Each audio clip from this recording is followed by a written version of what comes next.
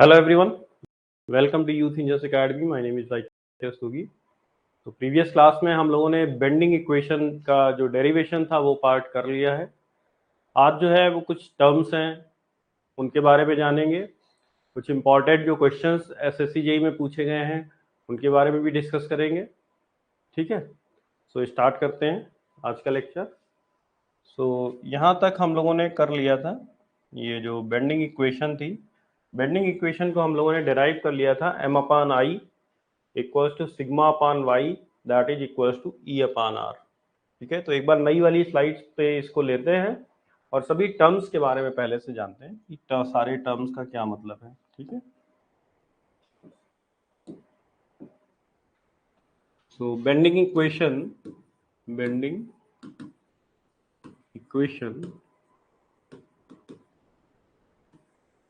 m upon I that is sigma upon y that is equals to E upon are.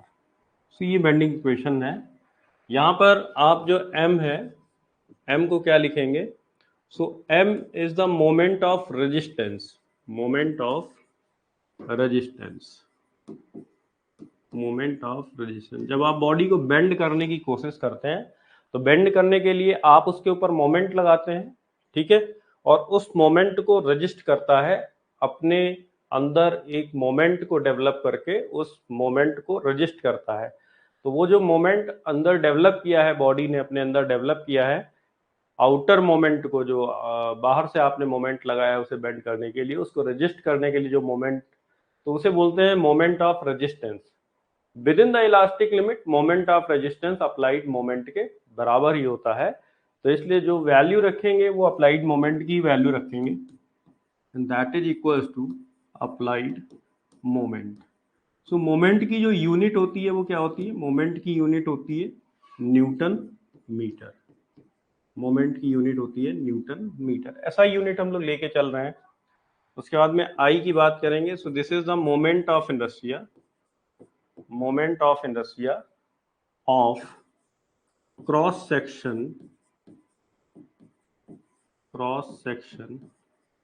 Of beam about neutral axis, about neutral axis. तो अब neutral axis के बारे में हम लोग बात कर सकते हैं यहाँ पर कि न्यूट्रल एक्सिस और हॉरिजेंटल सेंट्रोइडल एक्सिस जो होती हैं वो एक ही एक्सिस होती हैं। तो यहाँ पर आप एक नोट लेके चलेंगे कि न्यूट्रल एक्सिस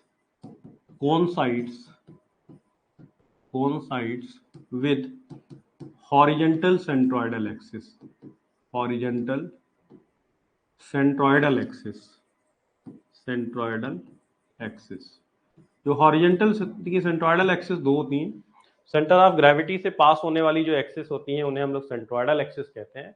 और सेंट्रोइडल एक्सिस दो एक्सिस होती हैं, एक हॉरिजेंटल और एक वर्टिकल। तो जो हॉरिजेंटल सेंट्रोइडल एक्सिस होती है वो न्यूट्रल एक्सिस के साथ में कोइंसाइड करती है। तो जहां पर भी बात की जाएगी, जैसे हमने लिखा कि moment of inertia of the cross section of beam about neutral axis, तो वो न्यूट्रल एक्सिस का मतलब हो गया कि horizontal centroidal axis, horizontal centroidal axis. तो यहाँ पर आप लोगों ने मैकेनिक्स में मोमेंट ऑफ इनर्शिया आपने पढ़ लिया होगा। तो मोमेंट ऑफ इनर्शिया के जो भी फॉर्मूले हैं वो वहां से हम लोग लेंगे। हॉरिजेंटल सेंट्रोइडल एक्सिस के अबाउट कौन कौन से मोमेंट ऑफ इनर्शिया होते हैं तो अभी हम लोग डिस्कस करेंगे जब निकालेंगे।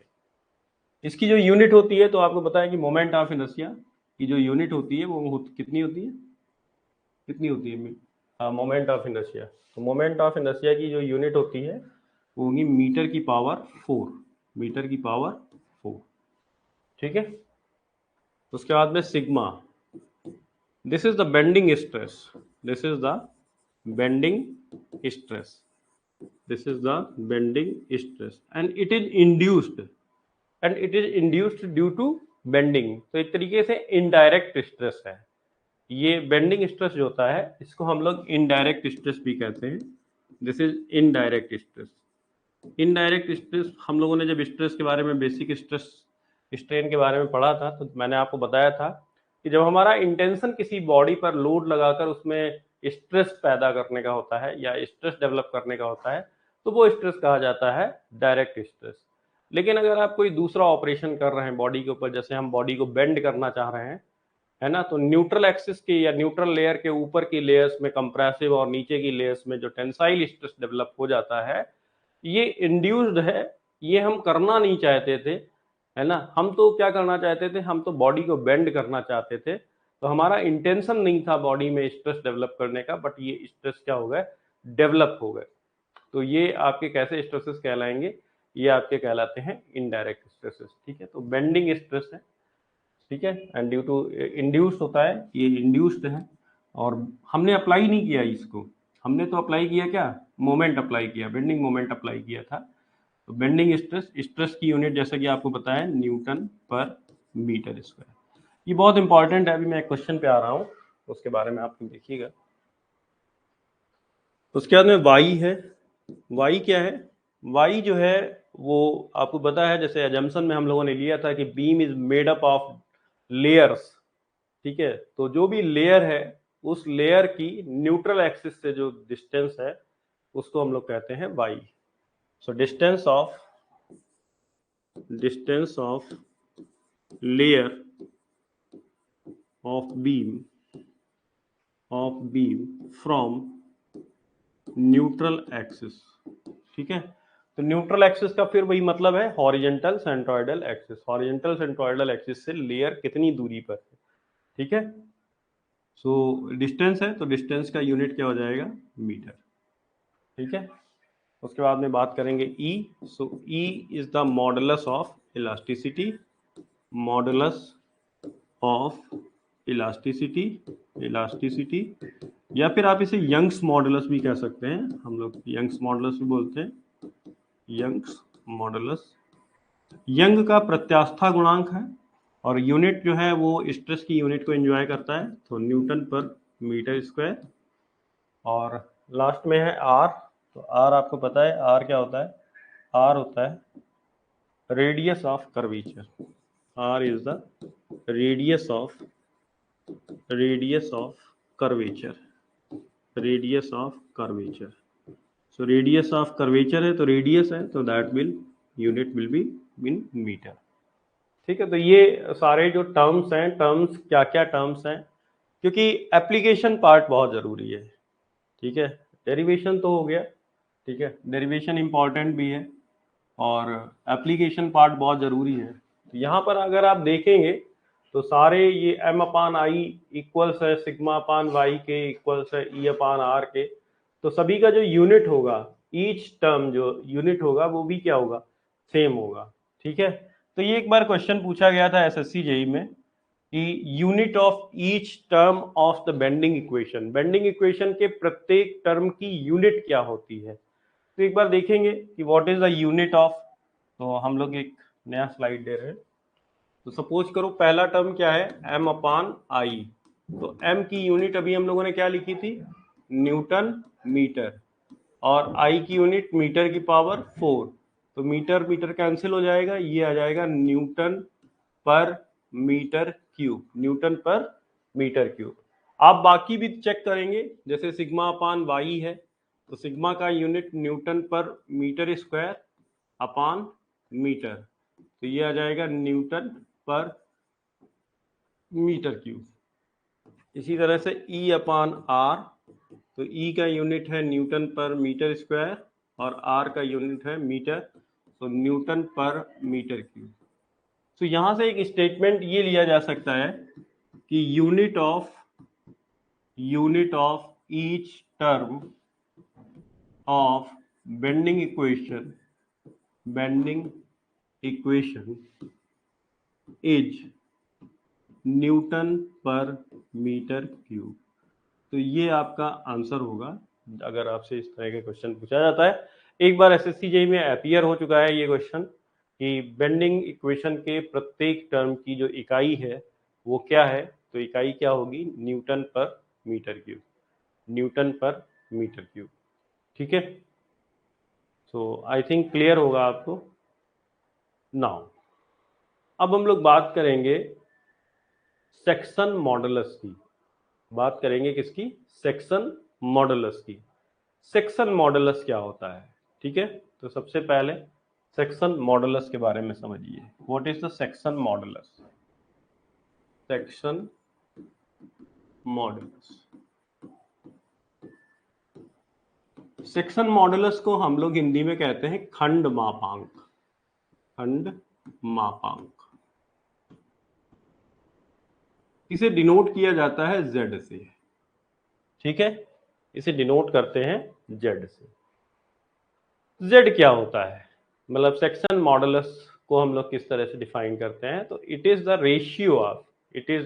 Ratio of moment of inertia of the section about neutral axis to the distance of outermost layer from the neutral axis या maximum distance of outermost layer। तो एक बार डिफिनीशन देख लीजिए, फिर उसके बाद में फिर आगे बात करते हैं। So it is the ratio of moment of inertia of the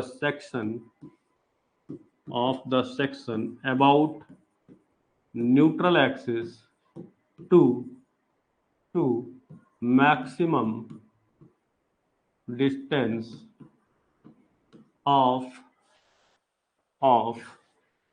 outermost layer from neutral axis। Mathematically अगर हम इसको लिखेंगे तो हम लिखेंगे Z is equal to I upon y max. ये फॉर्मूला होता है I अपॉन वाई मैक्स। अब देखिए सेक्शन, इस चीज को समझने के लिए मैं एक रेक्टेंगुलर सेक्शन ले रहा हूं। जैसे बीम जो है हमारी वो रेक्टेंगुलर बीम है, ठीक है, तो उसका जो क्रॉस सेक्शन होगा, ठीक है, बीम तो ऐसे हॉरिजेंटल मेंबर होता है, आप इसको जब ऐसे कट करोगे ना तो कट करने पे अंदर जो मिलेगा, जो दिखाई देगा, वही उसका क्रॉस सेक्शन कहलाता है। ठीक है, तो बीम सपोज करिए कि बीम जो है वो चौकोर बीम है, रेक्टेंगुलर बीम है, तो उसका जो क्रॉस सेक्शन होगा वो इस तरह का होगा। This will be the width of beam, ये बीम की विड्थ होगी और ये बीम की डेप्थ होगी। ये बीम की क्या होगी, डेप्थ होगी। ठीक है, इसकी जो न्यूट्रल एक्सिस होगी वो हॉरिजेंटल सेंट्रोइडल एक्सिस होगी, मतलब इसका सेंटर ऑफ ग्रेविटी यहाँ कहीं होगा, this is the centre of gravity, और सेंटर ऑफ ग्रेविटी से पास होने वाली जो हॉरिजेंटल एक्सिस होगी वही इसकी क्या कहलाएगी, न्यूट्रल एक्सिस कहलाएगी। वही क्या कहलाएगी, न्यूट्रल एक्सिस। तो इस न्यूट्रल एक्सिस के अबाउट बीम के इस सेक्शन का मोमेंट ऑफ इनर्शिया आप लीजिए। ठीक है, और मोमेंट ऑफ इनर्शिया लेने के बाद में आउटर मोस्ट लेयर जो है, आउटर मोस्ट लेयर दो हो सकती है, एक अपर वाली और एक लोअर वाली, तो इन दोनों में से जिसकी भी दूरी ज्यादा हो, ठीक है, एक तो ये आप ले सकते हैं, ये है y1, इसको हम लोग कहेंगे y1, और ये है y2, यही दोनों आउटर मोस्ट लेयर हैं। अगर न्यूट्रल एक्सिस ये है तो आउटर मोस्ट लेयर एक ये हो गई और आउटर मोस्ट लेयर एक ये हो गई। तो यहाँ पर y1 है और यहाँ पर y2 है, और y मैक्स क्या होगा, y मैक्स होगा maximum of y1 comma y2। y1 और y2 में जो मैक्सिमम होगा वो हम लोग यहाँ पर रखेंगे, उसे हम लोग सेक्शन मॉडुलस के लिए यूज करेंगे। तो फिलहाल यहाँ पर तो दोनों, चूंकि ये सेंट्रॉइडल एक्सिस है, ठीक है, और रेक्टेंगल का जो सेंट्रॉइड होता है वो साइड्स के मिड पॉइंट पर होता है, तो ये भी आपका d/2 होगा और ये भी d/2 होगा, तो इस केस में यहाँ पर d/2 ही रखा जाएगा।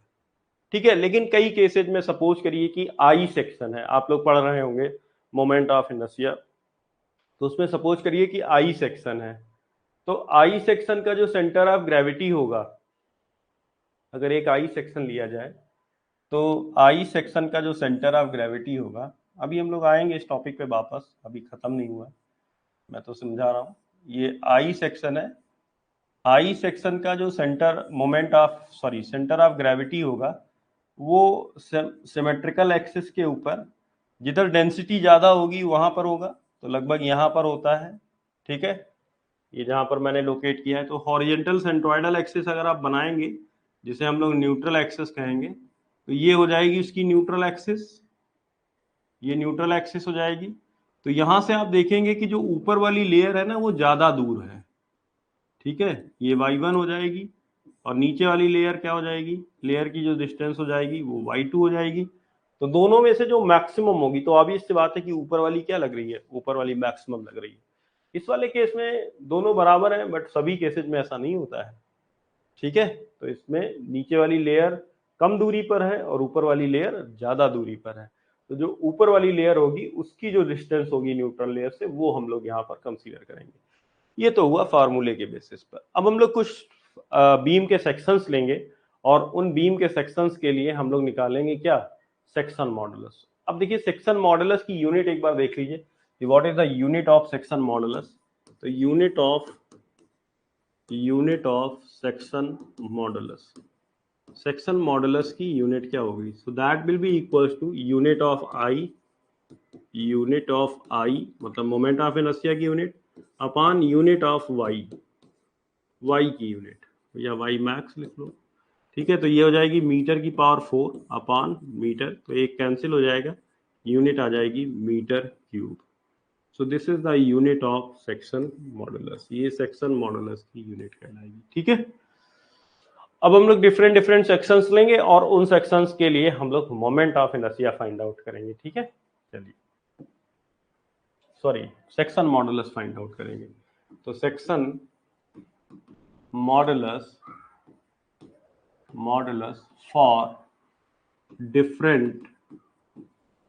डिफरेंट सेक्शंस ऑफ बीम के डिफरेंट सेक्शंस के लिए सेक्शन मॉडुलस क्या होगा। तो सबसे पहले हम लोग ले रहे हैं रेक्टेंगुलर सेक्शन, जो कि सबसे ज्यादा प्रचलित है, रेक्टेंगुलर सेक्शन।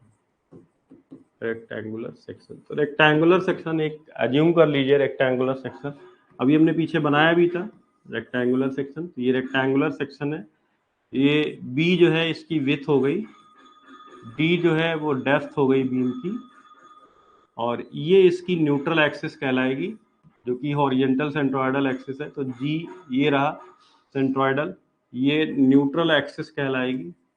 दोनों तरफ दूरी जो है वो dy/2 और ये भी dy/2 हो जाएगी। तो y मैक्स जो होगा वो आपका dy/2 ही हो जाएगा। y मैक्स की वैल्यू क्या हो जाएगी, dy/2, क्योंकि दोनों ही बराबर हैं, चाहे ऊपर वाली लेयर लीजिए चाहे नीचे वाली लेयर लीजिए, दोनों ही लेयर्स क्या है, बराबर है। और आई एन ए का मतलब होता है न्यूट्रल एक्सिस के अबाउट मोमेंट ऑफ इनर्शिया। तो न्यूट्रल एक्सिस के about moment of inertia sir ने आपको पढ़ाया होगा मैकेनिक्स में, तो कृपया बताइए centroidal axis, horizontal centroidal axis के अबाउट एक रेक्टेंगुलर सेक्शन का मोमेंट ऑफ इनर्शिया क्या होता है, कमेंट बॉक्स में बताइए, कमेंट बॉक्स में बताइए what is the moment of inertia of rectangular section about horizontal centroidal axis.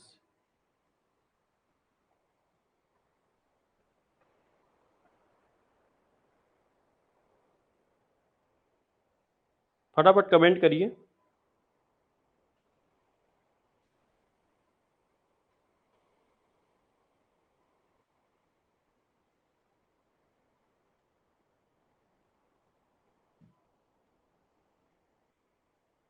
फटाफट कमेंट करेंगे,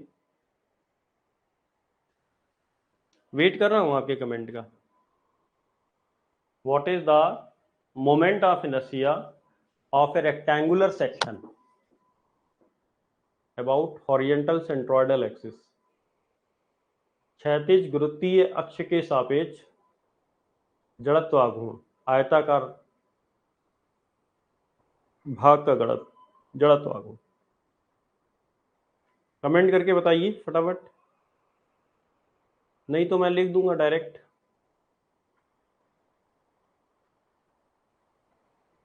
बेटा ये सब फार्मूले आपको ना आने चाहिए, इन फार्मूले के लिए आप ये नहीं कह सकते कि आपको बहुत वेट करना पड़ेगा कि नहीं जब परीक्षा होगी जब तो हम तैयार कर लेंगे, नहीं, ये तो बहुत ही बेसिक फार्मूले हैं। मोमेंट ऑफ इनर्शिया है, सेंटर ऑफ ग्रेविटी है, ये सब तो आपको आपकी जबान पे होने चाहिए। मैक्सिमम बेंडिंग मोमेंट है, वो आपको पता होना चाहिए, नहीं तो आप क्या वहाँ पे शियर फोर्स और बेंडिंग मोमेंट डायग्राम तो नहीं बनाने वाले ना।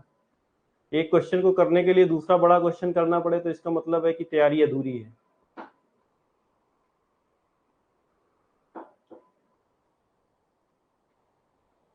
BD³ अपॉन 12 आपने सुना होगा, BD³ अपॉन 12।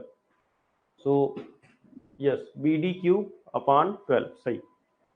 तो ये आपका हो जाएगा बी डी क्यूब अपॉन 12। तो यहाँ से z की वैल्यू हम लोग फाइंड आउट कर सकते हैं। z बराबर होता है I upon y max, I upon y max. तो ये आपका हो जाएगा B D cube upon 12 upon D by 2। तो यहाँ से d कैंसिल हो गया, 2 से ये कैंसिल हो गया, तो ये आ जाएगा B D square upon 6, B D square upon 6। तो ये आपका रेक्टेंगुलर सेक्शन का ये फॉर्मूला है। ये आप एज इट इज यूज कर सकते हैं, मतलब ऐसा नहीं कि आपको कहीं दिखाना पड़ेगा, आप डायरेक्ट यूज कर सकते हैं। This is the formula. जैसे आपने बी डी क्यू अपॉन 12 बताया, वैसे ही एक रेक्टेंगुलर सेक्शन का जो सेक्शन मॉडुलस होता है, जो सेक्शन मॉडुलस होता है वो होता है बी डी स्क्वायर अपॉन 6। तो ये फॉर्मूला है, इसको आप फार्मूले की तरह यूज कर सकते हैं। ठीक है, अब हम लोग दूसरा सेक्शन ले रहे हैं। दूसरा सेक्शन है हॉलो रेक्टेंगुलर सेक्शन। तो सेकंड दूसरा सेक्शन ले रहे हैं hollow rectangular section, hollow rectangular section. अगर बीम जो है ना वो आपकी हॉलो बीम है, बीम कैसी है, हॉलो, तो इस तरह की बीम होगी ये और ये। ठीक है, अभी भी इसका जो न्यूट्रल एक्सिस होगा वो हॉरिजेंटल सेंट्रोइडल एक्सिस पे होगा। तो ये जी है, ये आपकी न्यूट्रल एक्सिस हो गई। दोनों डायमेंशंस ले लेते हैं, ये b1 ले लेते हैं, ये अंदर वाली डायमेंशन b2 ले लेते हैं, बाहर वाली डेप्थ जो है वो d1 ले लेते हैं, अंदर वाली जो डेप्थ है उसे d2 ले लेते हैं।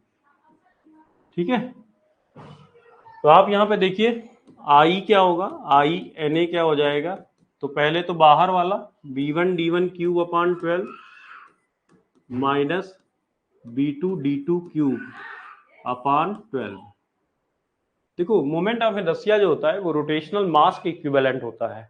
तो अगर आपने इतना सेक्शन कट करके निकाल दिया है, बाहर निकाल दिया है, तो दैट मीन्स कि आप वो मास क्या कर रहे हैं, मास आप बाहर निकाल दीजिए, माइनस कर दीजिए। तो यहाँ पर पूरे सेक्शन में से अंदर वाले जो सेक्शन है उसका मास क्या किया गया है, बाहर निकाल दिया गया है।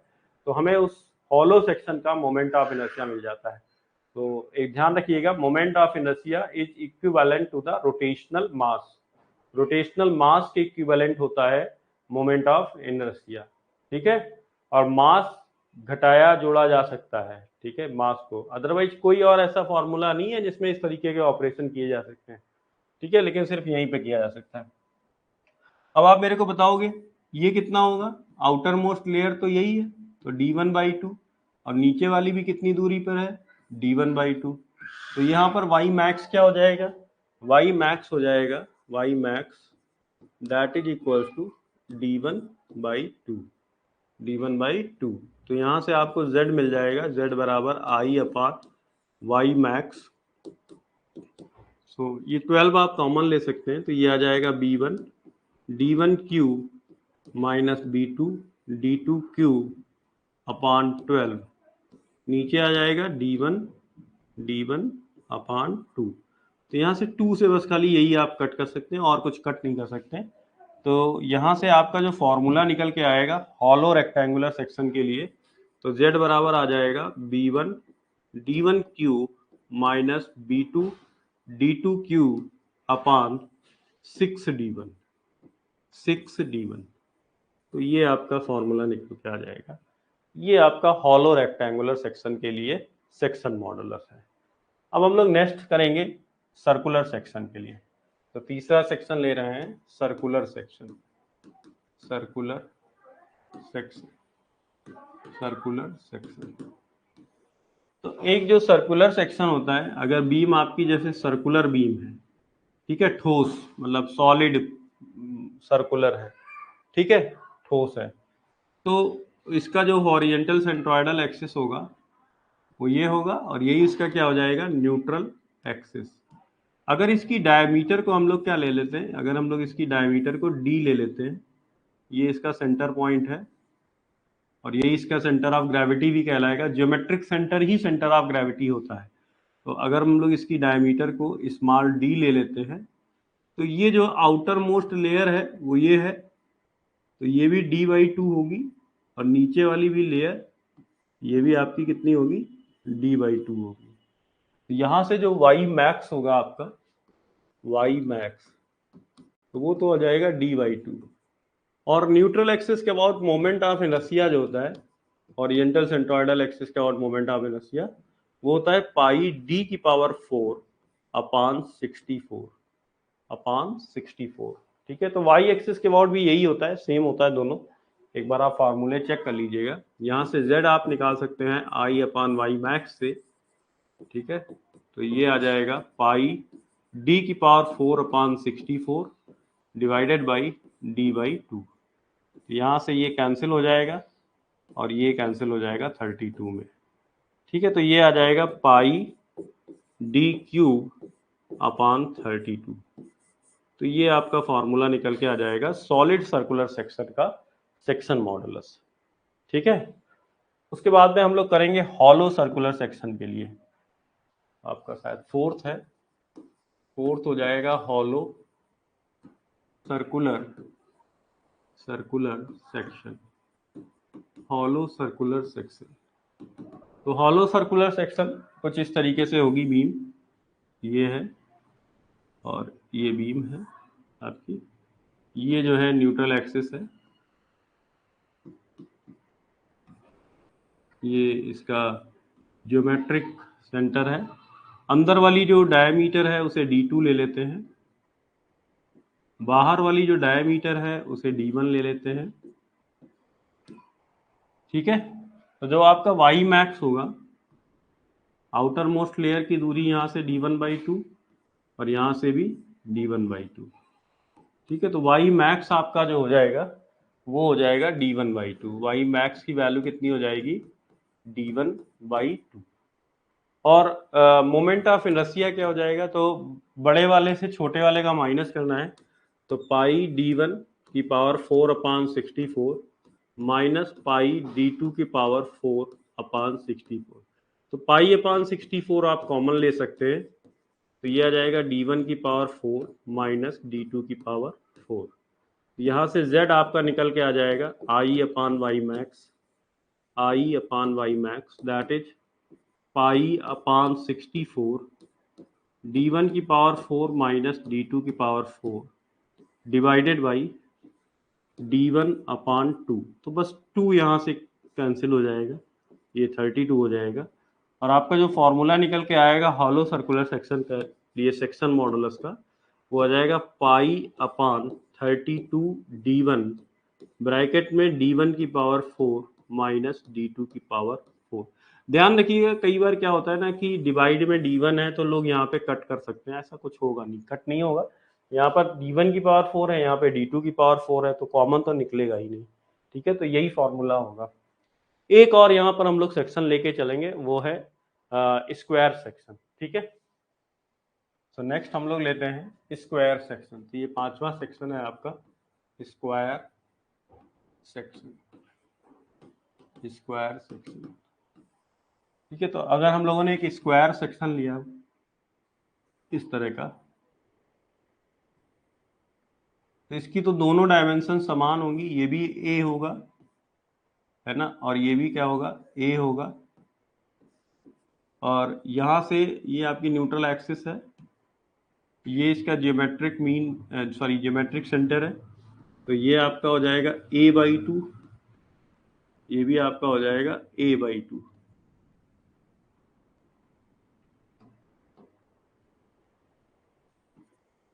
ठीक है, तो y मैक्स का जो वैल्यू होगा वो हो जाएगा a/2 और i की वैल्यू हो जाती है a की पावर 4 अपॉन 12।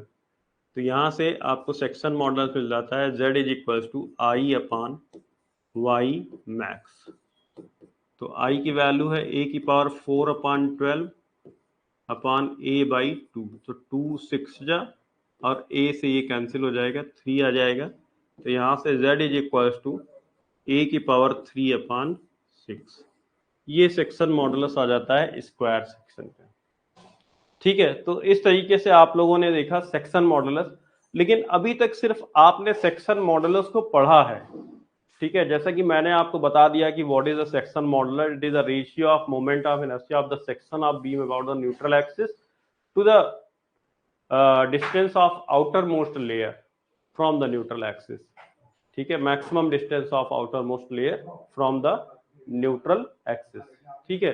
तो ये तो आपने एक रेशियो के टर्म में पढ़ लिया, लेकिन आपको ये नहीं पता चल पाया अभी तक कि इसका सिग्निफिकेंस क्या है, हम क्यों पढ़ रहे हैं, सेक्शन मॉडुलस से आखिरकार होता क्या है, या सिर्फ एक सिंपल रेशियो है, ठीक है। तो ऐसा नहीं है कि सेक्शन मॉडुलस का अपना कोई सिग्निफिकेंस नहीं है। अभी हम लोग बात करेंगे सिग्निफिकेंस ऑफ सेक्शन मॉडुलस की। तो एक टर्म लेकर आ रहा हूं, स्ट्रेंथ ऑफ बीम, बीम की स्ट्रेंथ को किस तरह से देखा जाता है, ठीक है। चलिए, ये आपका अगला टॉपिक है, स्ट्रेंथ ऑफ अ बीम। एक बीम की स्ट्रेंथ क्या होती है?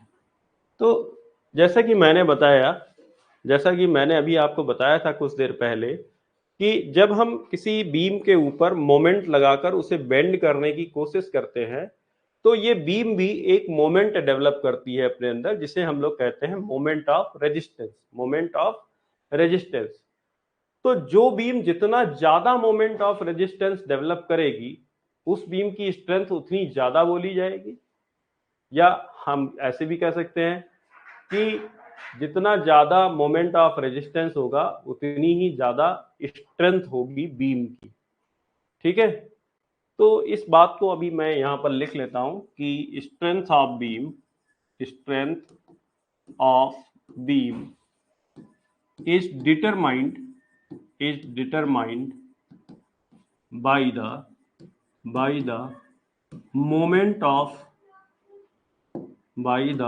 moment of resistance, ठीक है। डिटरमाइंड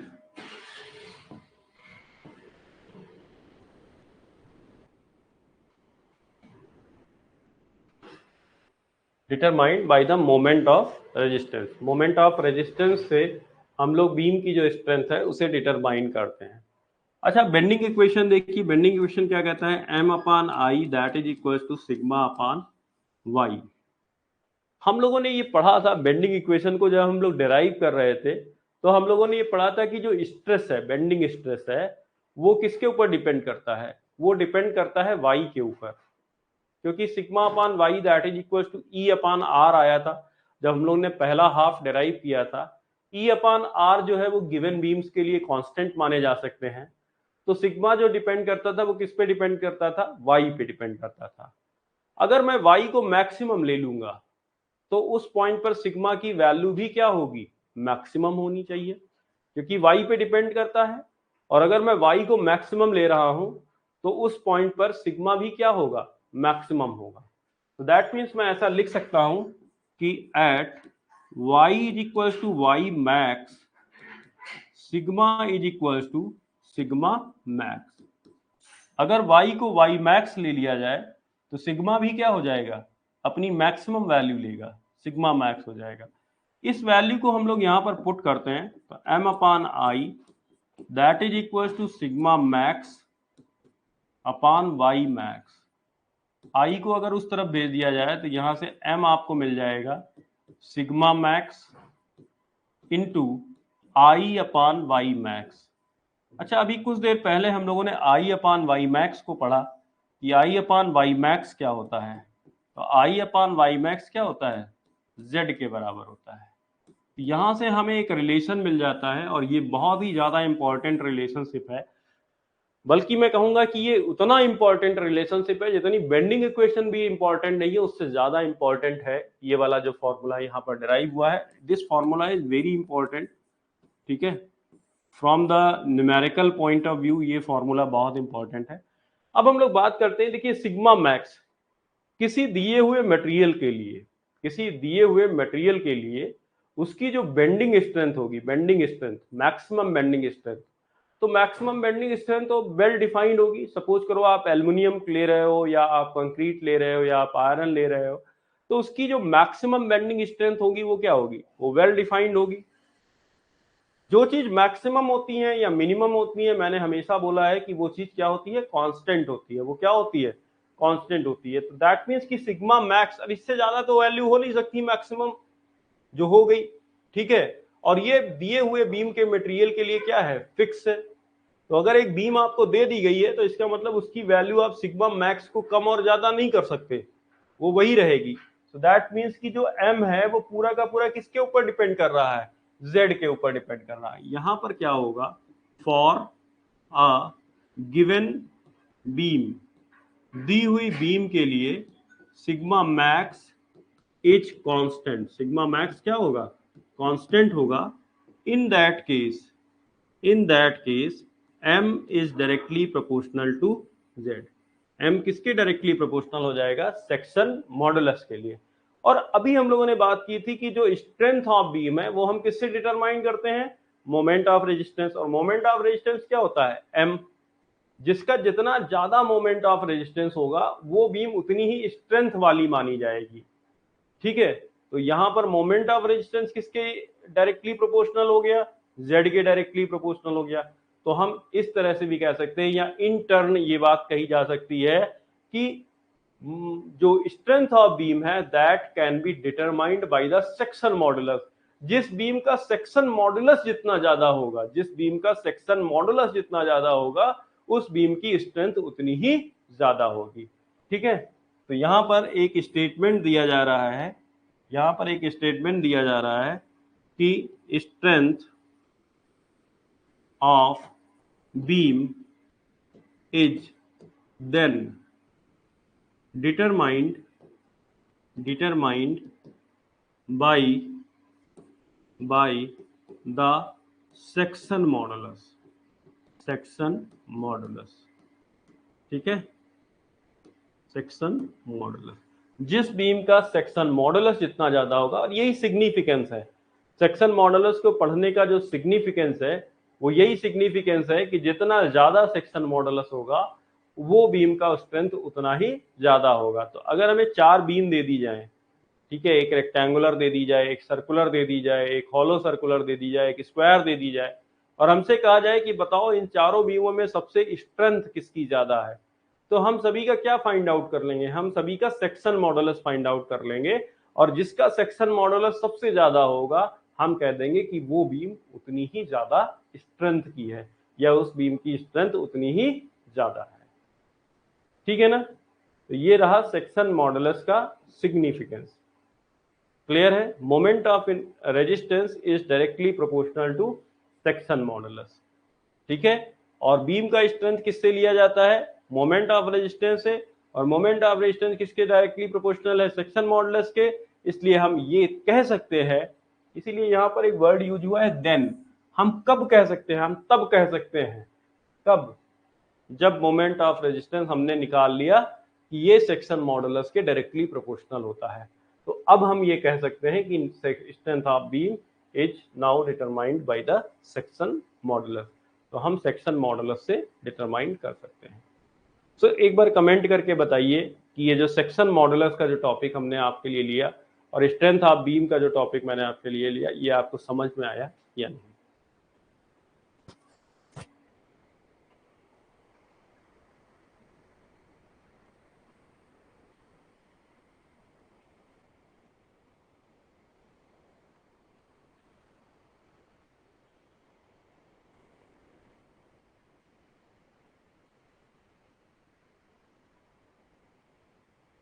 ठीक है, अब इस टॉपिक का आ रहा है सबसे लास्ट, जो सबसे लास्ट एक हेडिंग है, एक टर्म बचा हुआ है, उसके बारे में हम लोग बात करेंगे, और वो है फ्लेक्सुरल रिजिडिटी, ठीक है। ये भी बहुत इंपॉर्टेंट टर्म है, फ्लेक्सुरल रिजिडिटी। चलिए देखते हैं क्या होता है फ्लेक्सुरल रिजिडिटी।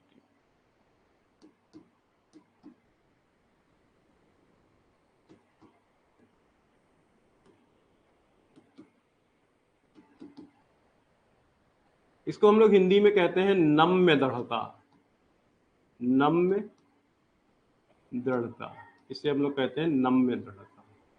ठीक है, इसके लिए कोई सिंबल नहीं दिया गया है, कि सिंबल नहीं होता है, बस खाली नाम है, कोई सिंबल नहीं दिया गया है जिससे हम इसे रिप्रेजेंट कर सकते हैं, तो हम लोग इसको फ्लेक्सुरल रिजिडिटी ही कहते हैं।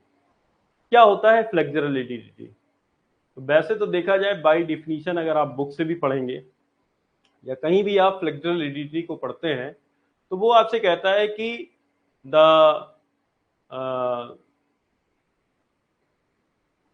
Product of modulus of elasticity and moment of inertia of the section of beam about the neutral axis is called flexural rigidity. So that means कि flexural rigidity को क्या कहा गया है डिफिनीशन के हिसाब से? फ्लेक्सुरल रिजिडिटी को कहा गया है कि it is the product of, product का मतलब होता है मल्टीप्लीकेशन, किसका किसका प्रोडक्ट कहा गया है?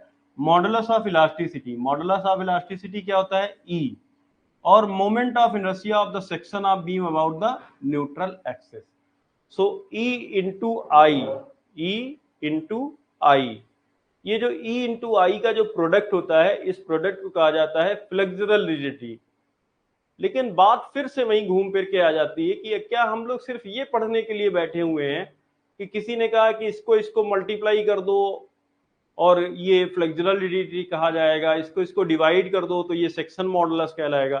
क्या इनका कोई सिग्निफिकेंस नहीं है? मतलब क्या इनकी कोई महत्ता नहीं है? हम क्यों पढ़ रहे हैं? तो अभी खैर हम लोगों ने सेक्शन मॉडुलस के सिग्निफिकेंस को समझ लिया है कि अगर हमें मोमेंट ऑफ रेजिस्टेंस नहीं भी पता है किसी भी बीम का, ठीक है भाई, मोमेंट ऑफ रेजिस्टेंस कब निकलेगा? जब हम बीम को बेंड करेंगे, जब हम उसके ऊपर मोमेंट अप्लाई करेंगे। ठीक है, तो अभी हमने मान लो 10 न्यूटन मीटर का मोमेंट लगाया, उसने भी 10 का लगाया, फिर हमने धीरे धीरे करके मोमेंट को बढ़ाते चले गए। एक समय ऐसा आएगा कि जितना हम मोमेंट लगाएंगे वो उतना मोमेंट डेवलप नहीं कर पाएगा। ठीक है, तो हम कह देंगे कि ये जो है इसके आसपास की जो वैल्यू है वो मोमेंट ऑफ रेजिस्टेंस, लेकिन ये हमें करना पड़ेगा। ठीक है, और बाकी अगर हमें नहीं ये करना है तो हम सेक्शन मॉडुलस निकाल के सीधे बता सकते हैं किस बीम का स्ट्रेंथ ज्यादा होगा। उसके लिए हमें कोई इसके ऊपर मोमेंट अप्लाई करने की जरूरत नहीं है, उसके ऊपर हमें कोई ये देखने की जरूरत नहीं है कि वो कितना रजिस्टर कर रहा है मोमेंट को। ठीक है, तो इसी तरीके से क्या फ्लेक्सुरल रिजिडिटी भी कोई सिग्निफिकेंस रखता है या नहीं रखता है? तो एक बार चलते हैं बेंडिंग इक्वेशन की तरफ। ठीक है, तो ये तो बेसिक डिफिनीशन है, it is the product of modulus of elasticity to the moment of inertia of the section of beam about the neutral axis. अब हम लोग बात करते हैं बेंडिंग इक्वेशन की। बेंडिंग इक्वेशन क्या होती है? m upon I that is equal to sigma upon y that is equal to e upon r। ठीक है, तो ये जो पहला और तीसरा है इनको आप इक्वेट करिए। ये आपकी पूरी बेंडिंग इक्वेशन लिखी हुई है। इस बेंडिंग इक्वेशन से हम फर्स्ट और थर्ड को इक्वेट करेंगे। तो फर्स्ट टर्म m अपॉन आई, third term e upon r, और क्रॉस मल्टीप्लाई कर दीजिए इनका। तो जब आप क्रॉस मल्टीप्लाई करेंगे तो ये आ जाएगा E I that is equals to M R, E I is equals to M R. तो दैट मीन्स कि जैसे फ्लेक्सुरल रिजिडिटी किसे कहा गया है? ई आई को कहा गया है, और E I is equals to क्या है? M R. तो हम ये भी तो कह सकते हैं कि flexural rigidity that is equals to M R. सही है, ये भी कहा जा सकता है भाई, हमने ई आई की जगह पर वैल्यू क्या पुट कर दी? M R. ठीक है, अब आप देखिए, अगर मैं आर जो है, आर क्या है? Radius of curvature. अगर मैं आर को 1 मीटर ले लेता हूं, आर को क्या ले लेता हूं? 1 मीटर, तो ये जो फ्लेक्सुरल रिजिडिटी है ये किसके बराबर हो जाएगी? एम के बराबर। और एम क्या है? एम है मोमेंट ऑफ रेजिस्टेंस। एम क्या है? Moment of resistance, moment of resistance. तो यहां से हमें एक डिफिनीशन मिल जाती है फ्लेक्सुरल रिजिडिटी की, और ये हमें बताती है उसका सिग्निफिकेंस। ये क्या कहती है कि अगर एक बीम को मोमेंट लगाकर, अगर एक बीम को मोमेंट लगाकर 1 मीटर की रेडियस ऑफ कर्वेचर में बेंड किया जाए, तो बीम के द्वारा जो मोमेंट ऑफ रेजिस्टेंस दिया जाएगा वो कहलाता है फ्लेक्सुरल रिजिडिटी।